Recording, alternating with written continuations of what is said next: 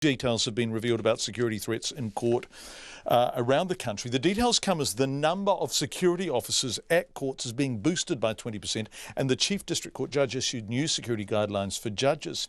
Our Justice reporter Edward Gay has been working on this, and he looks at the range of threats faced by judges and court staff. Documents released to RNZ News under the Official Information Act show some close calls on the security front.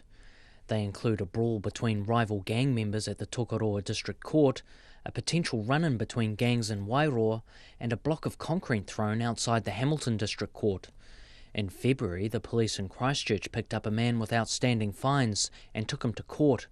When security screened him, they found a .22 caliber pistol hidden in his pants. The documents show the Chief District Court Judge Jan-Marie Doogue issued new security guidelines to judges in April this year, including that 2 security officers be present in court during a criminal hearing. Judge Doogue says in a written statement to RNZ News that the increase in security officers came after the guidelines were put in place. This demonstrates that the Ministry recognises the issue and takes it seriously, and judges of the District Court welcome that. The threats aren't just physical, but come over the phone and via letter. The Ministry's call centre received a call from one man who claimed he wanted to jump the dock and throttle a judge. He went on to warn he might use a samurai sword against someone. The judge requested a large police officer with a dog and gun visit her home, as she was there alone that night. In another case, a woman made 6 abusive phone calls to a judge's home and spoke to the judge's daughter. That call contained a death threat. Lawyer David Harvey spent 27 years on the bench, beginning his judge's career at the now-closed Otahuhu District Court.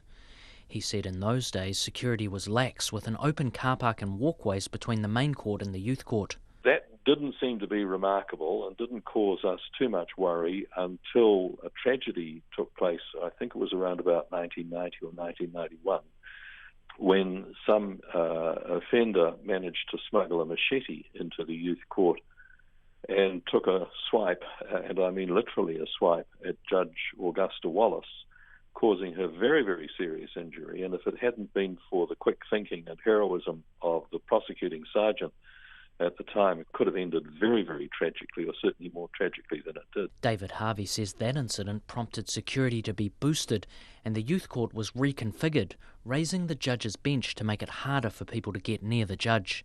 Mr. Harvey said in his time as a judge he had one incident when a mentally unstable person made comments against him and his family. As a result, I got in touch with the court security people, and we put in place a system whereby, I won't go into the details, but our security, myself and my family, was enhanced to a considerable degree. The head of the Criminal Bar Association, lawyer Noel Sainsbury, believes there are actually remarkably few incidents, given the nature of many of the people who appear in court. That said, we want to have a situation where there are no incidents, and clearly when things do blow up, they can go terribly, terribly wrong. So security is important, but you do need to bear in mind that the courts deal with a huge number of cases every day, and in the vast majority they proceed without incident and with commendable restraint and respect by those involved.